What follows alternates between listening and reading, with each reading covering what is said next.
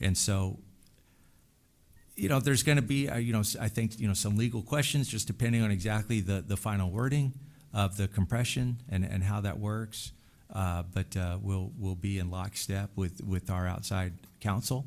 But we know that we need to follow this route to maintain the flexibility that we need given the uncertainty. Okay, so you're estimating that in order to fulfill board priorities, which really is going to come down to, just like we talked about last month with kind of marketing as far as pre-K, we had that discussion to compete. That's going to come down to really getting that message out to make sure that's understood, because it's complicated, and I think we're still struggling to comprehend everything. So we need to be prepared to really message that and make sure people really understand what it is that we're getting. But so if they do compress our tax rate, is that 11 cents still enough?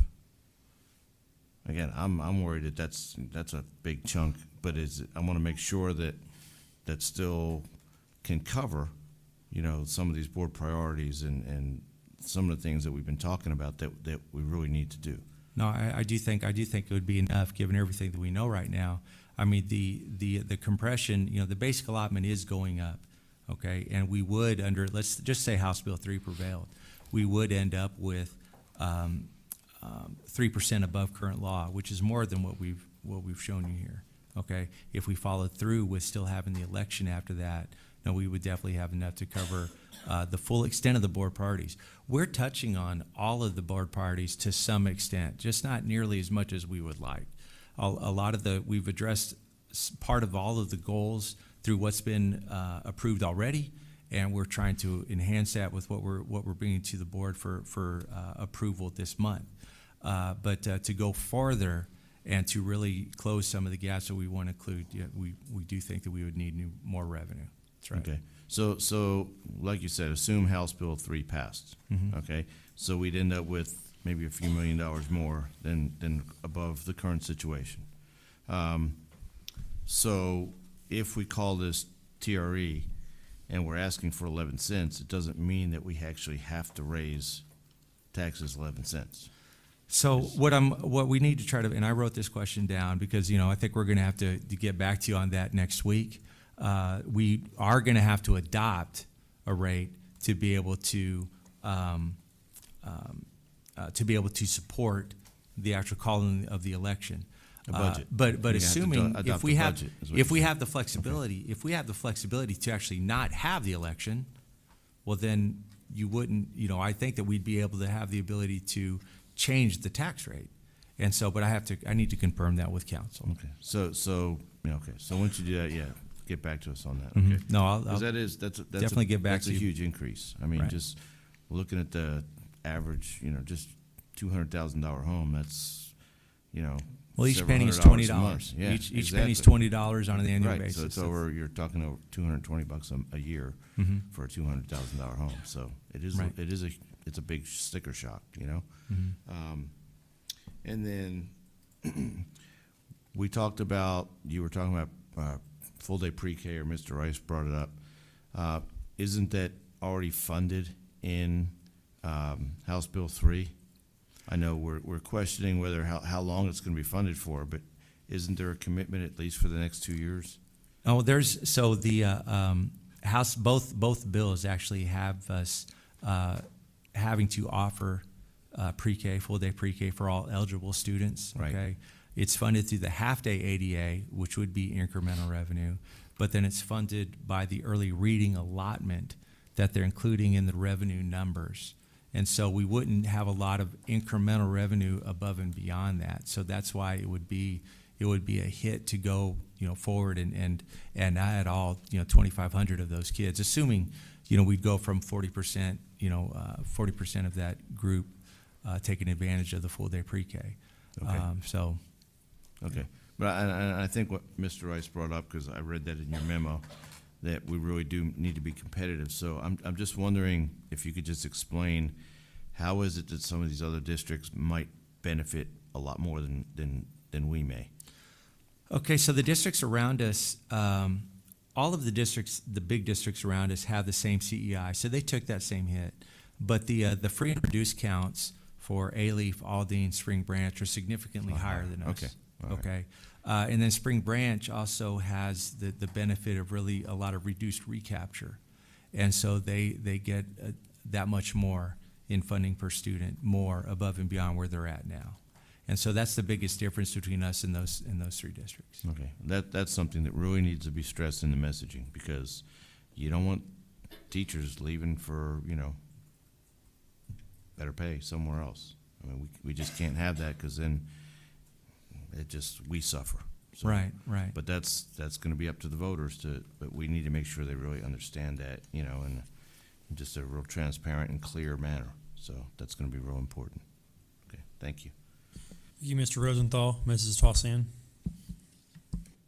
Thank you, Mr. Burdine. So I have a couple questions, but I want to make a couple of points. And I apologize, I did come in after your legislative update, but you and I have been staying in close contact with what's going on in Austin. And one of the things, to Mr. Rosenthal's point, is that the other districts benefiting that much more is what's critical here.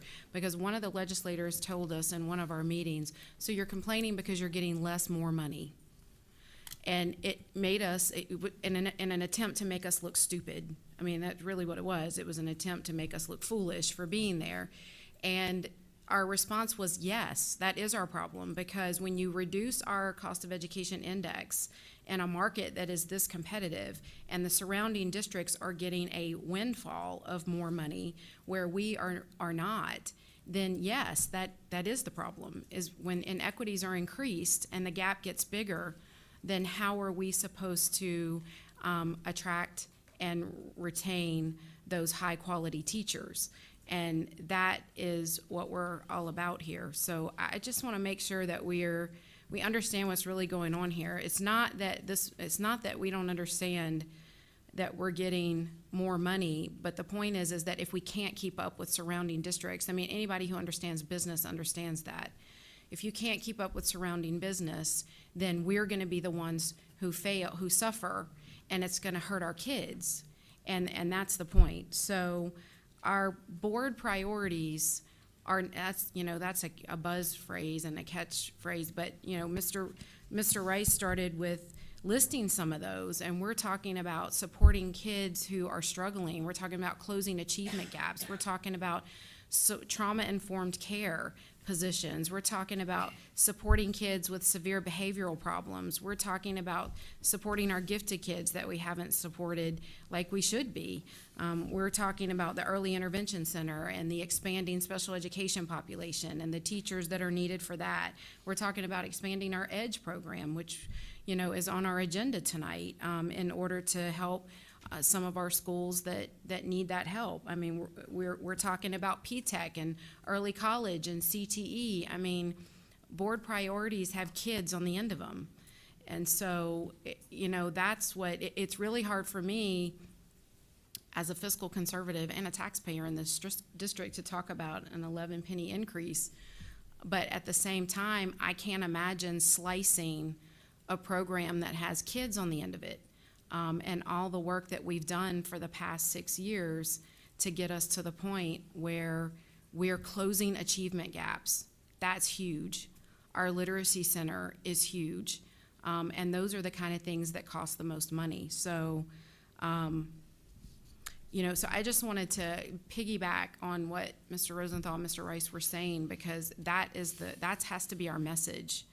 When you and I visited Austin and Dr. Dupree, we were specifically told by legislators when we talked about having less money and having these gaps in equity, specifically told that we should go out for a TRE. That's what they said to us. The legislators said, if you don't like it, this is what you need to do. Basically, you need to have the guts. I think that's what we were told, verbatim. So it's a little disheartening to go sit in the offices of our legislators who are supposed to represent us, because that's under attack now too, is that we're not going to be able to advocate anymore, that our representatives are supposed to be our advocates, but they don't always understand the impact of the inequities on the children. And so we're in a position now where we're really forced to do this. And they know it. I mean, at the end of the day, they know it. So I wanted to make that point too. I also want to clarify, because I recall that when we went out for bond 2018, and the slides that you presented to us, we did tell the community that we were likely going to have a TRE when we went out for bond 2018. Is that correct? Yeah, it wasn't in any of the slides. It was in a lot of the speaker points. I mean, I definitely spoke about that at the Economic Development Council, more than once. But anyway, I mean, it was mentioned, but I don't recall if it was in the one where we went to necessarily every campus in those speaking points. Well, I recall doing some presentations, and I recall that it was in those slides. I thought we talked at length about, in fact, when we went back and looked for some of the slides that the legislators were asking for, it was in there, that we talked about the need for a TRE when we went out for bond 2018, because we knew that maybe not right away, That it but could be, that right. at some point we might likely have to raise 3 pennies, if I recall correctly. Yeah. So it wasn't 11 pennies, but we knew that a TRE was coming down, and now it just has to fit into whatever the new law looks like. No, that's exactly right. But what we didn't expect when we were talking about that time is we weren't expecting the CEI to go away. No, So- we weren't expecting the CEI to go away, which is a big chunk. Also, one of the questions Mr. Rosenthal asked and Mr. Rice talked about was the full-day pre-K. And I know you've told us this before, but I just want to reiterate that the money for the full-day pre-K is already in what's being allocated to us. So it's not on top of what's being allocated to us. So the right. monies for the full-day pre-K has to come out of the pot that they're already saying we're going to get. That's our more. So it may be, I don't know, because I haven't seen the numbers, you may know, that when we take that money out for the mandatory full-day pre-K, we may be getting less. Well, I think it'll really depend on how much is going to be in the mandatory raises and when the dust settles. But no, there's a good chance that we could be ending up with less overall. I mean, that would make the story easier, but it's not a happy story. Right, because when it comes down to it, it's the mandates, right? I mean, and when it comes down to it, it's the unfunded mandates. So you can say that the money's in there, but if it takes away from our overall pot, then it's an unfunded mandate, because we're not getting the extra money. We're not even getting more money. We're getting less money. Yeah, More yes, or less ma'am. money. I don't know. But, it's just, and when we talk about teacher shortage, and I just want to make this point really quickly, because I really wrote it down later in our board book, because we talk about the teacher shortage, and I had some Fort Bend ISD teachers send me an article this week that said the teacher shortage is a myth. And the reason the teacher shortage is a myth is because it's not that there aren't teachers out there, it's that teachers are leaving, they're walking away. And they're not walking away because they're not getting $5,000 more a year, they're walking away because of the mandates that are put on them in the classroom. And I really thought that it was a really good point that we as a board should acknowledge that, a lot of teachers, it's not that they don't want a raise, and it's not that we don't want to give them a raise, because we totally support that as a board, and we have many times in the past. But when it really comes down to it, it's the fact that they're overburdened in the classroom with all the mandates of standardized testing and the TEKs that are crammed into every single day that gives teachers such little flexibility when it comes down to it. And discipline problems in the classroom that we're trying to help with more staff, more personnel in the room and in the campuses. But we have testing that doesn't help teachers even know whether a kid's going to succeed or not. So, when we talk about teacher shortages, we just need to remember that it's not all about throwing cash at them. And these legislators can pass this, these finance bills and say, we're going to require you to give them $5,000, but we're also going to mandate that you do more in the classroom, or that you teach more kids, or that you, all of these things. They're still going to walk away. They're still going to walk away, because $5,000 doesn't, they want to raise it to the profession. And I had a conversation with Governor Abbott's people, and I said, you know, that doesn't make it a profession.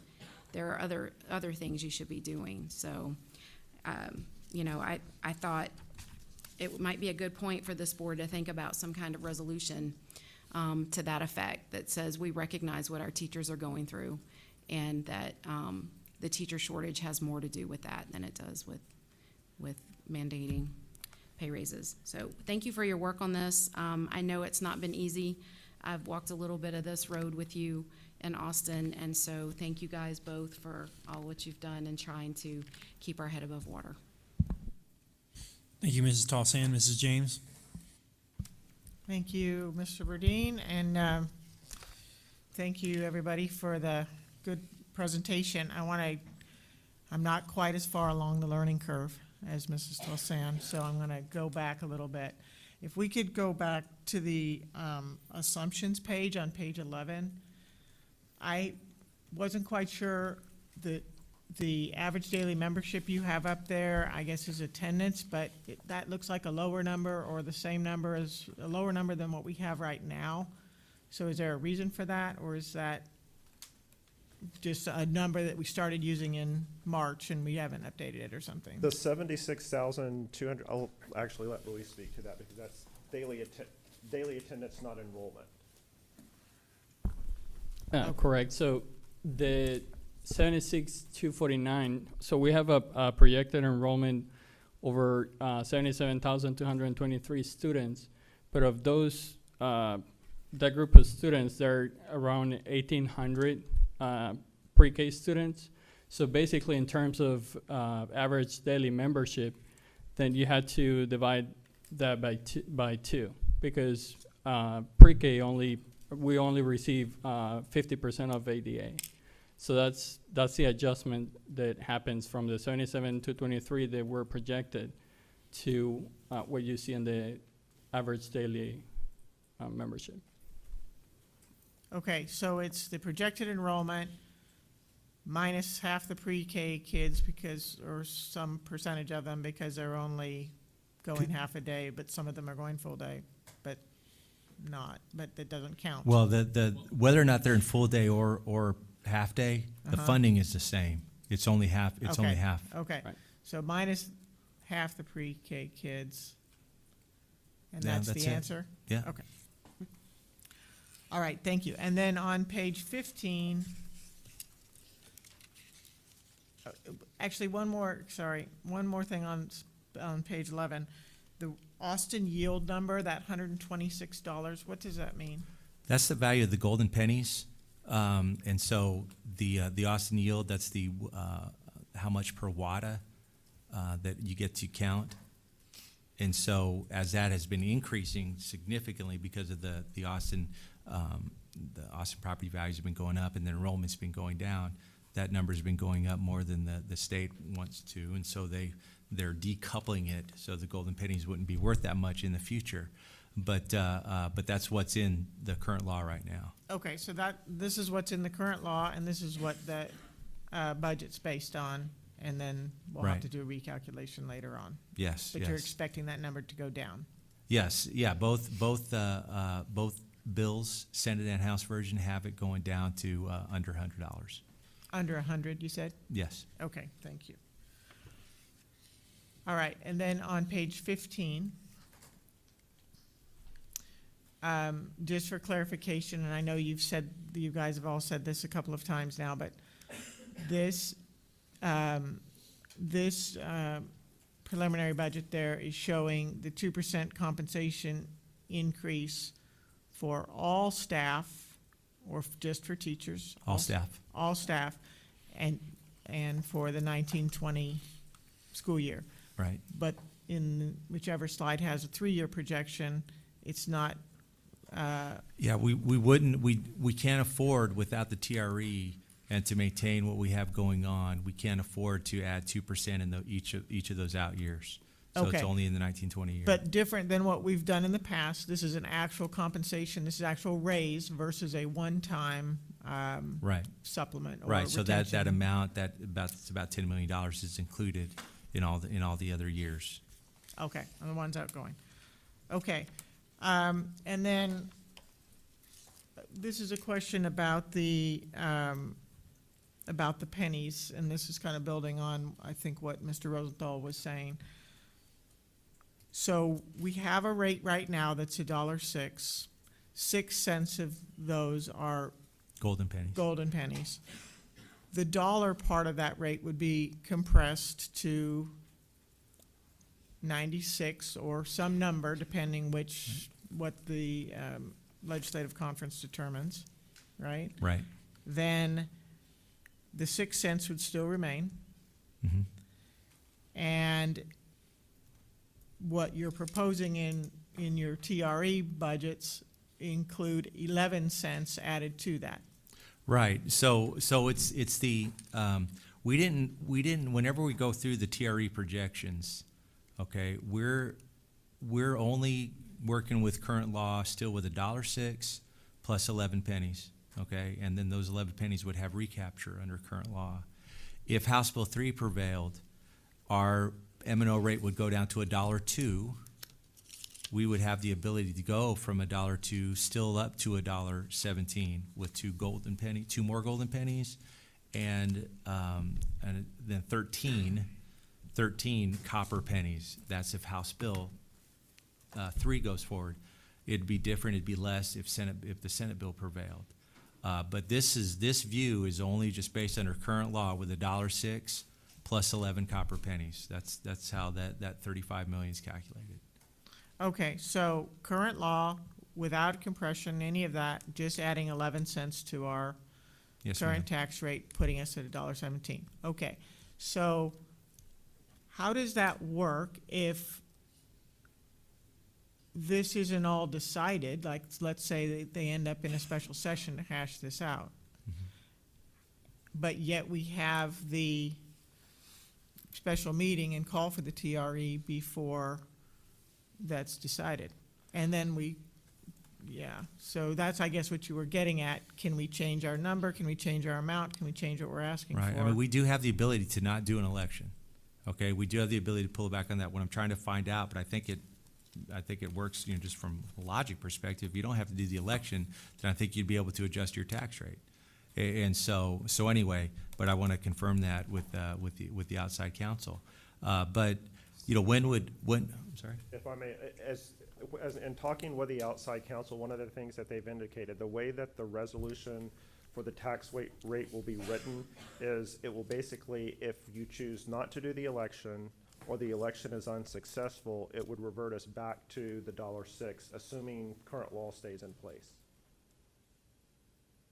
So there's a lot of unknowns in the specifics of this, I guess, at this point. So I'm gonna That is correct.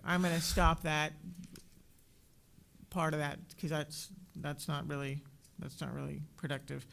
I guess we'll just learn more next week, kind of thing, as the weeks go by. We'll keep learning. Okay, so what happens then if we pass a tax rate, then we pass a budget that's associated with that tax rate? The tax rate includes a TRE, but then the TRE fails. I think you spoke to this too, but I don't remember the answer. The TRE fails. We have a budget that's passed that's basically we're not attainable. So then what happens? Well, so what we're going to present to you as far as the budget is concerned, you're going to see a budget. It's going to look different than it has in the past, and so we're going to give you a budget that supports the in one column, because you adopt a budget by function, okay, function 11 all the way down to function 99, and so you're going to see what that is, adding up to the $691. I mean, in terms of millions, okay. Then we're going to show a column after that saying if successful TRE is passed, this is what we would add to in terms of compensation and the other additions to the board parties on a by-function basis, and then those two columns together would equal the total budget that would support the TRE, okay? If the TRE is unsuccessful, then we would go back to that first column. That first column. Okay. But it's important that you understand, though, that let's say that it is successful, though the middle column items that we've listed for you, pre-K expansion, all of these other things, we're going to have to bring back. We're going to bring them back to you on a piecemeal basis with regard to, okay, what does it exactly look like from a staffing perspective? What is the compensation amount? Those will be items that we would have that you would approve. Right, and they have a whole organizational component to them, right? Because it's like, how fast can we expand these programs? How can we have the infrastructure in place, the facilities, the management, all these people? We've learned, it's not a flip the switch and it happens. It's a phase in, so that brings a whole nother area. And what's likely that would happen is that, so what we would do, let's say we were successful in an election on August 24th. We would have on the September agenda compensation for sure, okay? But then we would probably also have a budget amendment with what we would think would happen that would reflect more along the lines of reality of what we expect to spend in the year, okay? Yeah. Okay, well, that's a lot to think about. So I'd like to pick up on a couple of things that my colleagues said, and Mr. Rice, I think all of them said this or touched on it. One is the purpose I'm gathering is to, number one, remain competitive in our market, or the purpose of the TRE would be, number one, that, and then secondly, and perhaps more importantly, is provide the programs for our children that are needed to help them meet their short-term and their long-term goals. And so I guess that's the basis for it. It's just very frustrating that our legislators in Austin change formulas, compress tax rates, do what they do, get credit for lowering the tax rate, and then send it to us in a big wheelbarrow, essentially, and say, well, you all deal with it. Yeah, now I've worked a few summers on a farm. Get that wheelbarrow graphic for the next presentation. Yeah. Put some You gotta certain, put that in your certain messaging. legislators behind it. Keep pushing it. I guess the thing that's very frustrating for us. So what will happen is it leaves us to explain the narrative. It leaves us to explain the situation. It's not that the needs are any different. We've been talking about those needs for the last 5 years. It's not that that our goals are changing. We've had the same goals in place, the same things that we're trying to do. It's that the playing field is changing. The rules of the game are changing, and so it makes it very difficult for us to plan and to move and to, progress our agenda or progress our effort, I guess. So I find that very frustrating, and I think the biggest touch point for me is that these folks are going to get a lot of credit for doing good, and we're going to get the blame for changing what they've done. And I don't know how to message that. I don't know how to speak about that. But that's what we're essentially being forced to do. I think it's related to Kristen, what you were saying about unfunded mandates. It's essentially an unfunded mandate for us. We are being forced to find the funding for the unfunded mandates while they've reduced our funding, right? So it's very, very frustrating. And I guess the message about the unfunded mandates that we tried to send to Austin, that didn't make any headway because the underlying actions haven't shown that. So I guess that's all I have at the moment. I like my colleagues. I'm not a fan. I'm not a fan of tax increases. I know we haven't done that in a long time in this district, and I'm not a fan of tax increases. But I also recognize the needs that our kids have, and I don't see any other options. I guess, and maybe that's another question, Dr. Dupree. What are the other options, and what are the, are there any other options, and what's next on the list? Well, I'm glad you asked. because as I'm listening to you all, I know we have a few more trustees that want to add something, but as I've listened to the conversation, well, I think we're talking to a strong point of that this is about students. But I think our reality is that what's next is the stress on teachers gets greater. Because the reality is, yes, it's about students, but teachers deliver these programs for students.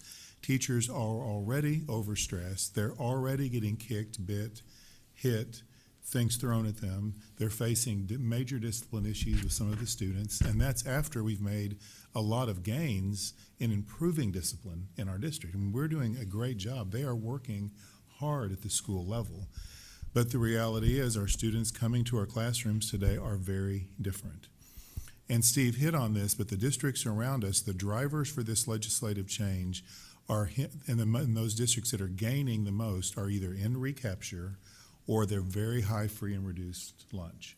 We don't fit into either of those categories. I think there's about 16 districts in the state that fit where we are, and we're all losers in regard to this legislative action. So I think when you look at a district like Fort Bend, we're up to 10% special education. There's nothing in this bill that addresses special education, yet that is a significant cost driver for us. And a lot of the behavior issues that we're talking about are related to special education. So that is one component that is not even addressed, but that's a major cost driver for us. GT is a cost driver. It's a unique cost driver for Fort Bend ISD, but that's a huge issue in this district. So the what's next for us, and I think this is what's got us all exceptionally anxious on the staff. I know our principals, and I hear it in the board, and I'm thankful that we have a team around this dais that get it, is that it's hard. We're going to have to do some really hard things to figure out where to put our money. And I know I just have to add, because the thing that keeps resonating with me is what I hear it in our community often. Well, if they would cut that bloated administration. Well, if you cut 1% of our administration, or if you cut our administration entirely, you would only be saving about $7.5 million. Our administrative cost is 1% of our entire budget. So it takes a lot of people to run a district with 11,000 employees and 77,000 kids.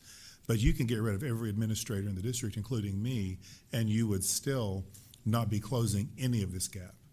So the message has really got to be around that the state is not doing their job.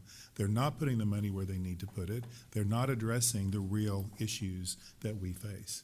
So the what's next is going back to the drawing board and starting to take apart, deconstruct many of the things that we have been doing that have been very, very successful. And we do not want to do that. And we would never be bringing a tax increase to this board as a recommendation if we felt like there was any other way to move forward in a productive manner.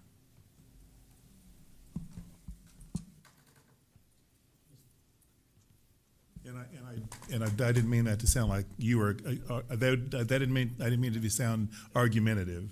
I don't hear any board member pushing back. I hear you all. We're all in agreement. We don't want a tax rate, but I just wanted to lay out. We all agree. I know on the staff side, it's a necessity at this point. Thank you, sir. Mr. Rice?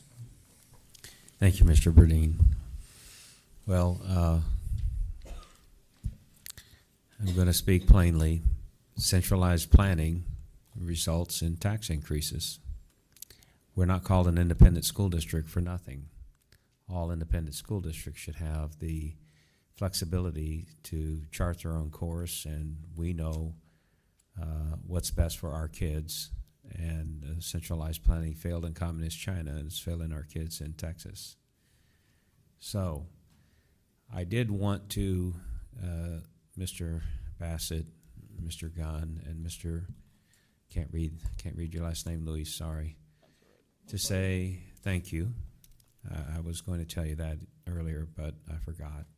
It's clear that you've done an extraordinary amount of work planning the budget beginning in January, meeting with Mr. Glenn Whitehead, trying to anticipate revenue from property tax growth, looking at all of those things. And I know Mrs. Tassan has been to Austin many times, more than the rest of us have, with you, advocating on behalf of this.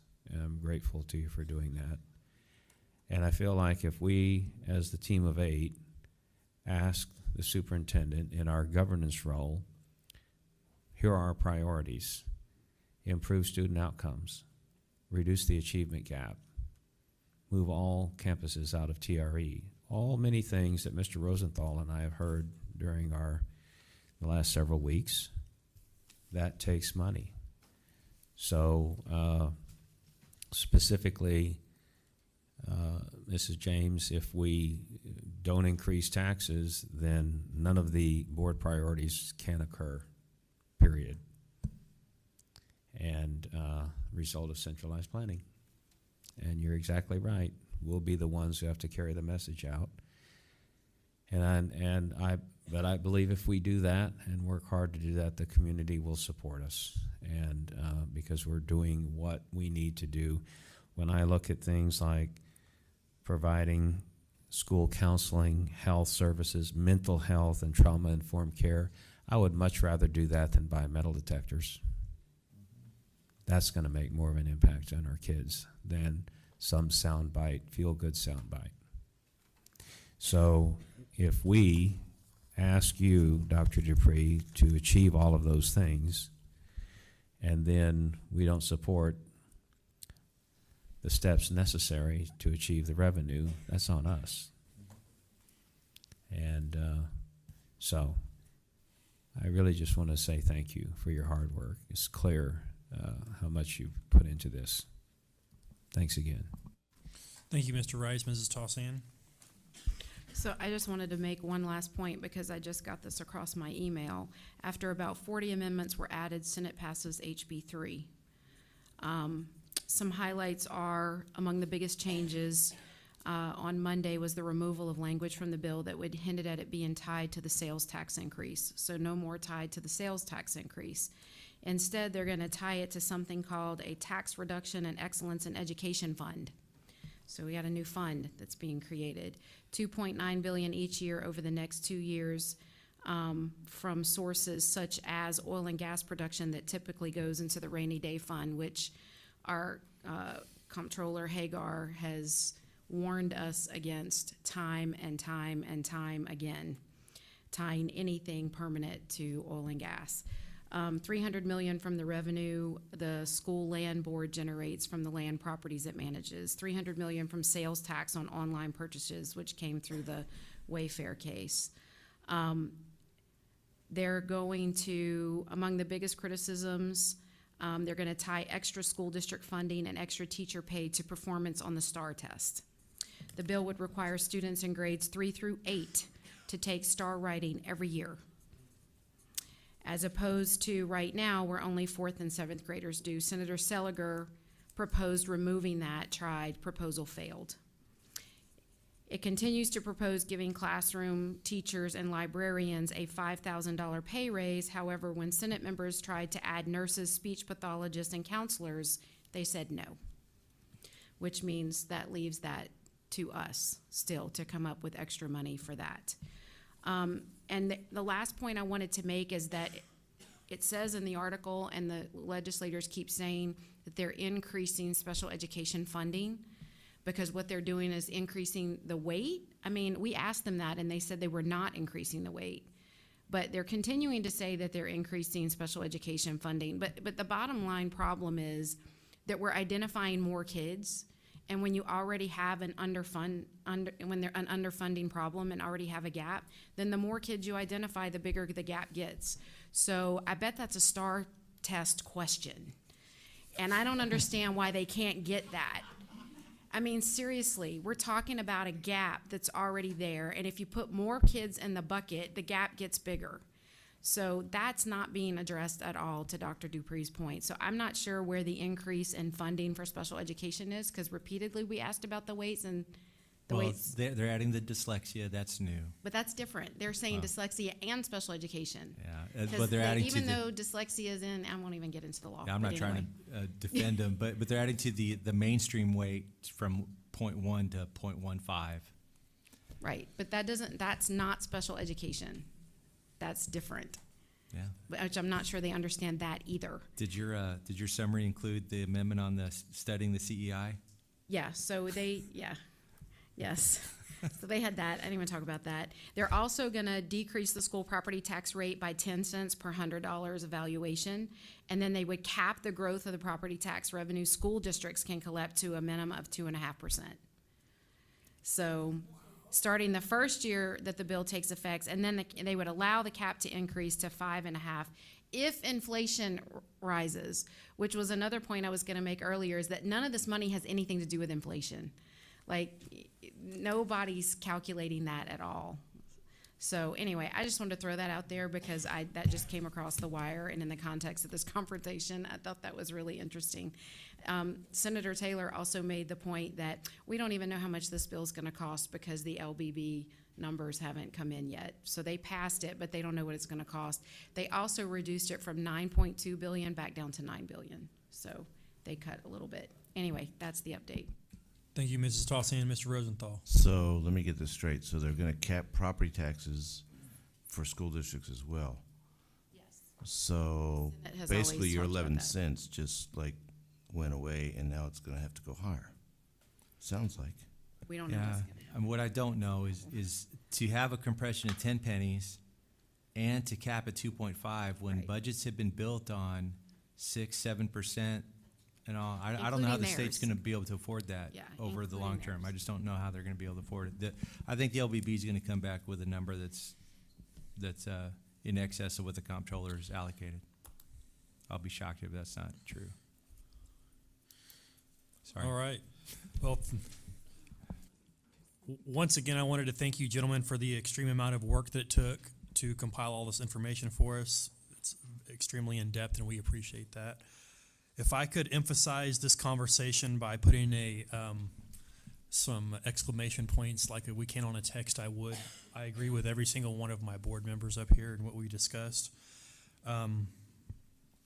This has already been said. I'm also not a fan of tax increases, although I know that we have increasing demands. That's obvious. I'm hearing from this conversation that our messaging should be focused on retaining quality teachers by having competitive pay. And the innovation that we have, that we've created in this district, is also going to be affected, and we use that, of course, to close those achievement gaps for students. So, and I am also a fan of the resolution, Mrs. Tossan. I think that there's something there that maybe we should discuss. So, moving on. Well, Mr. President, if I may, Yes, sir. I just want to make a couple points. Our budget process is very, very collaborative. So besides, it's not just our guys doing the heavy lifting. ET members, their directors and executive directors spend a lot of time working with us to really prioritize and have the highest level things rise to the top and saving other things for later. So I want to recognize the time that they've all spent.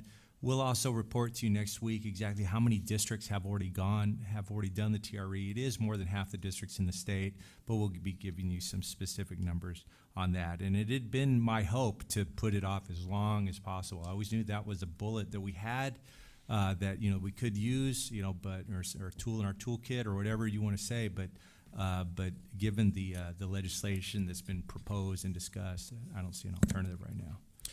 I was going to say, so all of this requires most every ET member we have, and I would agree with that. Thank you for bringing that to our attention. Moving on, we will now go to our third quarter financial report for 2018-19. So, we have that for you in the thing. I didn't have any, prepared remarks or whatever else. We have the information there for you. Everything is looking, pretty good. We do think that we'll, certainly end up with a surplus. Most of that is because of the unexpected revenue that we got from SHARS, additional funding from the state because of the property value studies that have been done. And so anyway, those items are not recurring revenues, that those two items, but those two together come up with, $10 million. But I'll be happy to take any questions you may have on the third quarter. All right, hearing none, we will now convene in closed session under the Texas Open Meetings Act, Chapter 551, and those sections listed in the agenda, and for the purpose of the private consultation with the board's attorney on any or all subject matters authorized by law. We are now convened in closed session.